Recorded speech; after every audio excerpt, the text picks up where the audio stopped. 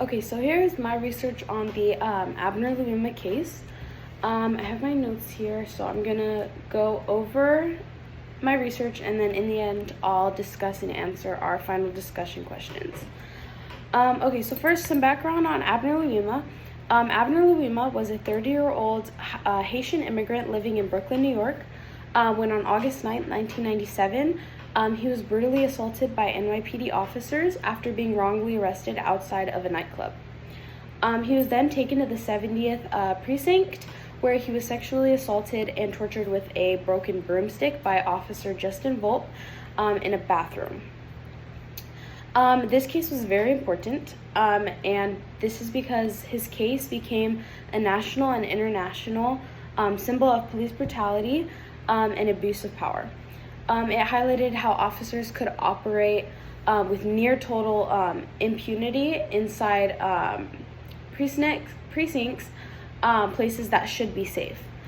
The assault was not only violent, but also racially and sexually humiliating, used as a tool of control and dehumanization. This case was different though, and what made it that is that a nurse at the hospital he was at helped expose what happened by alerting the authorities after seeing the injuries on his body. Unlike other cases where abuse is ignored or denied, there was medical proof and public pressure. And one of the officer, Justin Volpe, he eventually confessed and was sentenced to 30 years in prison. Next, the role of public outreach and media also played a huge role because protesters, community leaders, and civil rights activists demanded accountability.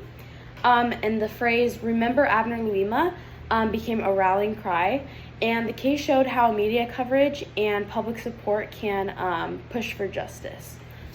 Next, it had a very long-lasting impact on police reform.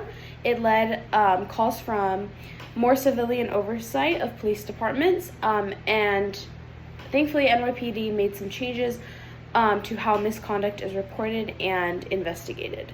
It also opened conversations about how race, immigration status, and power affect police interactions.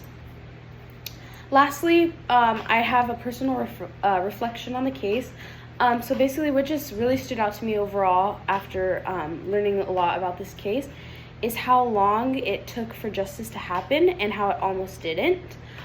This case just really showed me how police, and I think a lot of people, shows how police accountability isn't just about firing bad officers, but changing a system that lets this kind of violence happen behind closed doors. I mean, that's just kind of what I really took out of it. Okay, now for our final discussion questions. The first one is, how could police agencies implement, I think, FIFE and Kane's risk factor analysis? They could use it to track patterns like repeated complaints or aggressive behavior like Volpe had, to intervene